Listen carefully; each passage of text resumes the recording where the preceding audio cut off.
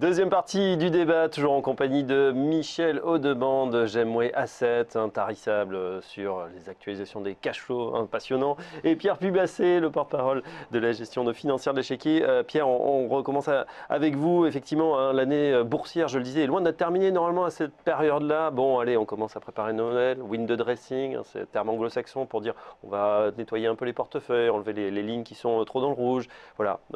Et puis arrêter aussi, peut-être sécuriser un peu les plus-values. C'est compliqué de le faire cette année pour vous, dans le monde de la gestion, parce qu'on est quand même entre les deux tours des banques centrales en ce moment. Il reste de l'actualité, il reste de la volatilité, peut-être des opportunités. Comment vous gérez cette fin d'année? Bon, je dirais que, enfin, je n'ai pas, j'ai pas l'impression qu'on soit dans un environnement forcément. Alors, il est Différent? spécifique parce qu'effectivement, il y a cette question des banques centrales, mais enfin, on est dans un environnement de marché auquel on est habitué, hein. Il ne faut pas oublier que ça fait quand même plusieurs années on a des années qui peuvent se révéler compliquées, hein. 2011 a été compliqué, 2013 finalement a été compliqué, l'été a été compliqué. Enfin, 2014, on finit à zéro. Oui, je ne sais pas pourquoi, mais tout le monde a tendance à oublier l'année finie, que l'année passée a pu aussi avoir des périodes un peu compliquées. Donc, nous, on se tient finalement à notre méthode, hein. On a des objectifs d'achat, des objectifs de vente, et on essaie de gérer au mieux, je dirais, nos fonds à partir de cette vision qu'on a de la valorisation des entreprises. Maintenant, évidemment, les périodes de ce type-là, elles peuvent permettre finalement d'ouvrir des opportunités, entre autres les marchés baissiers de cet été, ça a pu être l'occasion de se renforcer sur certains dossiers qui nous paraissaient intéressants et qu'on apprécie. Voilà, on essaie de l'utiliser au mieux, mais pour autant on n'est pas des acteurs on n'est pas des gestionnaires de momentum chez Financière de l'Échiquier, on est des gestionnaires fondamentaux, donc bon, on continue à faire notre métier avec un maximum de sérénité. Une question cependant sur les classes d'actifs, hein, puisque vous avez le mode des fonds flexi, vous en avez également. Auparavant, quand les actions baissaient, on avait quand même un espèce de vase communicant où les obligations pouvaient résister. Cette année, on voit, peut-être un petit peu de nouveau qui s'accentue, que toutes les classes d'actifs bougent en même temps. Et donc, il n'y a pas vraiment de valeur refuge quand le marché décide de baisser. Qu'est-ce que vous en pensez? C'est nouveau ou ça s'est déjà vu? Alors, ça ne me semble pas nouveau parce que la corrélation en fait, hein, des actifs obligataires et actions, on l'a quand même beaucoup vécu ces dernières années, hein. Je ne sais pas si vous vous rappelez la période 2008, 2009 et même derrière. Donc, je dirais, on essaie. C'est vrai que c'est un des problèmes que l'on a dans la gestion des fonds diversifiés. Donc, il faut essayer de gérer au plus serré. Je dirais, dans le cas d'un fonds comme Échiquier Arctique, qui est notre grand fonds diversifié, eh bien, on peut prendre des couvertures à certains moments pour essayer de se protéger, je dirais, des périodes de volatilité, des couvertures qui peuvent être prises sur les actions, mais aussi sur les obligations, entre autres pour réduire la duration. Nous, notre réaction, je dirais, la plus simple en termes stratégiques, c'est de gérer notre poche obligataire avec une duration courte. Voilà, c'est vrai que de votre côté, du côté des émergents, on voit qu'il y a une appétence également pour le risque, les obligations émergentes qui sont plus rémunératrices. Pour l'instant, vous n'allez pas encore chez Gemway sur ce segment, vous regardez comment ça se passe? Non, pas encore. On maintient la même stratégie, c'est rester spécialiste action, faire grossir le fonds, devenir un fonds de référence en Europe, et lorsque ce sera le cas, en effet, on recrutera les équipes nécessaires. Mais vous le disiez tout à l'heure, hein, c'est un marché qui va de plus en plus profond, ce marché du crédit, notamment en Chine. On peut imaginer que ça va être le cas dans d'autres pays émergents. En Chine, vous y croyez, ça va être le nouveau gros marché? Ah oui, c'est clair. C'est clair. Dans 10 ans, on aura un énorme marché des muni-bonds chinois. On explique le muni-bonds, donc c'est les obligations locales, municipalités hein. En fait, Ouais. des villes qui sont très endettées en Chine, comme vous le savez. Oui, on a beaucoup parlé du shadow banking. La Chine qui a inquiété quand même cette année, elle a rythmé beaucoup les marchés, notamment ce mois d'août. On a l'impression qu'on en parle un petit peu moins en ce moment. Économie en pleine transition. Les chiffres toujours évoqués, 6,5. Le plénum a dit voilà, on serait sur 6,5, 7%. Il conserve cet axe. Vous y croyez? Certains disent on n'est pas du tout à 6,5, on serait à 3,5 en termes réels. Est-ce que vous pouvez nous expliquer pourquoi il y a cette incompréhension au niveau du PIB chinois? Alors d'abord, il faut comprendre que le PIB chinois n'est pas un PIB fait pour nous ou pour Goldman Sachs, il est fait pour la population chinoise. C'est un peu comme quand nous avons un président d'un pays européen qui dit « je vais inverser la courbe du chômage ». C'est déclaratif pour que la population ait confiance, c'est exactement ce qui se passe. Donc oui, nous ne pensons pas que la croissance chinoise est à 7 aujourd'hui, et mauvaise nouvelle, nous pensons qu'en plus elle va rester capée pour les années à venir. parce que cette transition dont vous parliez tout à l'heure de investissement, enfin croissance liée aux investissements vers croissance liée à la consommation, on l'a vu à Corée, en Taïwan, ça prend 10 ans de transfert. On a commencé depuis 3 ans, donc on en a pour 7 ans pour être simple. On a pour 7 ans de croissance chinoise capée. Ou je ne sais pas, peut-être 5-6%, on n'est pas beaucoup plus bas. Hein. Vous avez des gens qui vous disent la production d'électricité, regardez, oui, mais électricité, n'oublions pas que ça sert surtout aux fourneaux. Et là, on sait bien que sur cette activité-là, tout ce qui est matière première, ça ralentit fortement. Si vous regardez la consommation d'essence, si vous regardez les ventes de voitures, ce mois-ci, on est à plus de 20%. Alors, ça ne va sûrement pas durer, mais on a une activité, une consommation qui est globalement autour de 10%, donc l'activité chinoise va plutôt bien. Sur la partie allocation, globalement... Un point qui renforce peut-être ce que disait Pierre tout à l'heure, c'est que il y a une étude intéressante qui était sortie hier, je crois que c'est Ngam qui a sorti ça, sur les institutionnels. Ça fait un certain temps que des promoteurs du marché action disent oui, de toute façon, il n'y a plus que ça. Hein. Le non-risque ne paie plus, plus rien ne rapporte, donc il va bien falloir revenir sur les actions un jour ou l'autre. On a l'impression que c'est peut-être pour 2016. Hein. Enfin, en tout cas, les institutionnels interrogés, à plus de 50%, disent je vais renforcer ma poche action en 2016, ce qui est assez nouveau, parce qu'il y aura des incidences évidemment sur les prix. En termes de valo sur la partie émergente, aujourd'hui, alors notre approche est de choisir des sociétés de qualité, des belles sociétés qui ont des croissances fortes. Le PE moyen, le rapport prix sur bénéfice moyen des marchés émergents est autour de 12.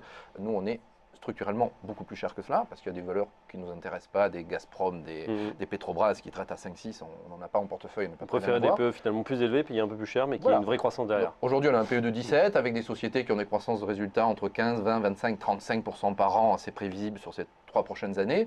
Ce PE de 17, c'est quasiment des plus bas qu'on ait jamais eu pour ces belles valeurs de croissance. Alors, on a eu 16 début octobre, et depuis un peu plus de 3 ans et demi, qu'on a créé le fonds, on est sur des valeurs, des niveaux les plus bas pour ces belles valeurs de croissance. Justement, en termes d'allocation, Pierre Pubassé, à la financière de l'échiquier, bon, évidemment, on va essayer de trouver les plus beaux dossiers de la cote, comme d'habitude. Est-ce qu'on continue pour 2016 à être focus sur les actions et l'Europe en priorité?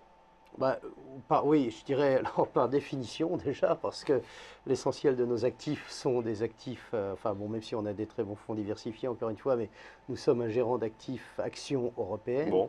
Donc, mais c'est vrai qu'on a un peu l'impression que les circonstances restent porteuses pour l'Europe, en tout cas valorisation qui est relativement élevée aux États-Unis, même si on est loin d'être en bulle. Hein. Valorisation faible sur les émergents, et encore, c'est quand on regarde les indices, parce qu'il y a une dispersion qui est très très importante sur les émergents, mais pas mal de questions. Hein. Je pense que, d'ailleurs, pour revenir là-dessus, ça va être très intéressant. Je pense que le signal, ce sera la tenue en fait, des marchés émergents après le 16 décembre, hein, est-ce qu'ils tiennent ou est-ce qu'ils ne tiennent pas, et un marché européen qui est sur des niveaux de valorisation qui sont raisonnables. On n'est plus au plus bas, mais on est loin d'être dans une situation de bulle. On est même sur des moyennes longues, si on regarde des PE ajustés du cycle, finalement en dessous des moyennes. Donc oui, on regarde toujours l'Europe. Ça vous a surpris la réaction souvent excessive des marchés par rapport aux mesures, aux mesurettes de Mario Draghi la semaine dernière? Il en avait trop dit, il n'en a pas assez fait. Cette chute, hein, on est à 7% depuis le bien sûr, jeudi dernier. Je pense que je ne sais pas.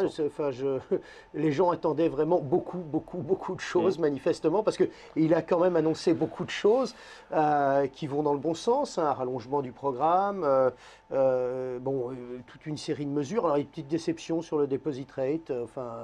Le taux de dépôt à la Banque centrale. Moi, je pense que c'est plutôt une bonne nouvelle. En fait, je pense que c'est plutôt rassurant de voir que la BCE en garde, je dirais, sous le pied, ou garde dans sa boîte à outils la capacité de réagir en cas de nouvelles détériorations, plutôt que de voir la BCE finalement utiliser tous les outils à sa disposition, alors que les circonstances, de mon point de vue, ou de notre point de vue, ne le justifiaient pas. Oui, c'est vrai que ça va un petit peu mieux en zone euro, un grand partenaire commercial pour évidemment la zone émergente, si ça va mieux aux États-Unis, si ça va mieux en Europe timidement, mais ça va mieux.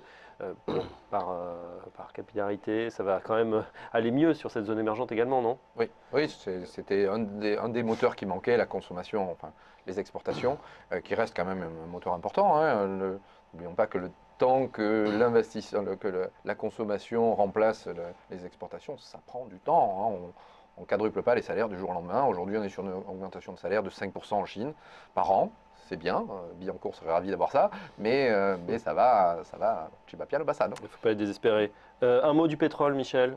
Également, ça c'est un facteur quand même positif pour les émergents. Ils sont vraiment importateurs. Enfin, alors c'est compliqué parce que là aussi, Brésil, Russie, eux, ils sont plutôt, ils souffrent de cette situation, de la baisse du pétrole et des matières premières. Des Chine, c'est plutôt très bénéfique. Non, mais vous avez raison. Il y a 4 pays qui souffrent. Donc Brésil, Russie, Malaisie, Nigeria. Ce sont des pays dans les pays émergents qui souffrent beaucoup de la baisse des matières premières. Nous, globalement, on est plutôt négatif matières premières à moyen terme.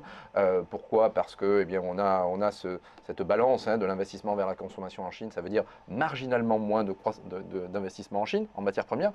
Ça continue à croître, mais ça croît moins. C'est la dérivée seconde qui est négative. Et c'est ce que regardent les marchés. Donc on pense qu'on va continuer à avoir un poids, une pression à la baisse sur les matières premières, surtout que les capacités s'ajustent, mais très lentement. On n'aura plus ce monstre énergivore qu'on avait en 2016. Enfin, on l'aura moins. On l'aura moins. Et ceux qui pensent que c'est l'Inde qui va remplacer la Chine sont des doux rêveurs. Oui, c'est le cas, mais dans 10 ans. Donc, moyen terme, on est plutôt négatif matières premières. Une fois que cela est dit, il nous semble qu'on est sur des niveaux très bas et on est plutôt en train de positionner le portefeuille pour pouvoir profiter de rebonds tactiques qu'on pourrait voir sur ces marchés-là. Un dernier point pour en effet clarifier ce que vous disiez. Donc, il y a ces 4 pays qui en souffrent. Tous les autres pays émergents en profitent. Et si on regarde un petit peu, par exemple, la capitalisation des marchés émergents et quel est le pourcentage de la capi qui profite de la baisse du pétrole en particulier, c'est 85%. Donc la quasi-totalité des capitalisations émergentes profitent d'une baisse du pétrole et vont en profiter cette année, puisque qu'on parle de 40 ou 45, c'est dans tous les cas des niveaux très bas. Bon, on est quasiment convaincu, il va falloir remettre un pied sur ces émergents, pourquoi pas à travers GEM Equity. Pierre, on est à 4600 points sur le CAC à l'heure où on se parle ce matin. Est-ce que, après cette chute de 6-7% qu'on a vu à très très court terme, est-ce que c'est un bon moment en ce moment pour réinvestir, pour retourner sur les marchés en ce moment? Je le pense. Enfin, je pense que là, en plus, on a l'opportunité de revenir après une consolidation qui a été assez brutale, vers la fin de l'année, qui est généralement une période assez propice. C'est le début de l'année où les fonds, généralement, se repositionnent, refont des arbitrages. Enfin, et puis, encore une fois, même si on n'attend rien d'extraordinaire de l'année 2016, on est bien sûr raisonnable. Il n'y a pas beaucoup de raisons de penser qu'on soit dans une année catastrophique en 2016 sur la zone euro ou sur l'Europe. Donc, et puis, bon, je veux pas, enfin tout le monde le sait, je pense qu'il n'y a pas, enfin l'alternative est difficile à trouver. C'est le cash, et puis le cash va être bientôt taxé, donc c'est sûr que c'est pas très enthousiasmant. Merci Pierre Pugassé, le porte-parole de la gestion de la financière de l'échiquier, optimisme prudent chez la financière de l'échiquier, optimisme plus important pour les émergents. On remarque que ça peut être difficilement pire actuellement. En tout cas, merci messieurs d'avoir éclairé ce dernier débat de la semaine sur Direct Gestion. Le débat, il y en aura un dès lundi à partir de 9h30. En attendant, on va se reconnecter tout de suite au marché sur Direct Investisseur. Bonne journée à tous.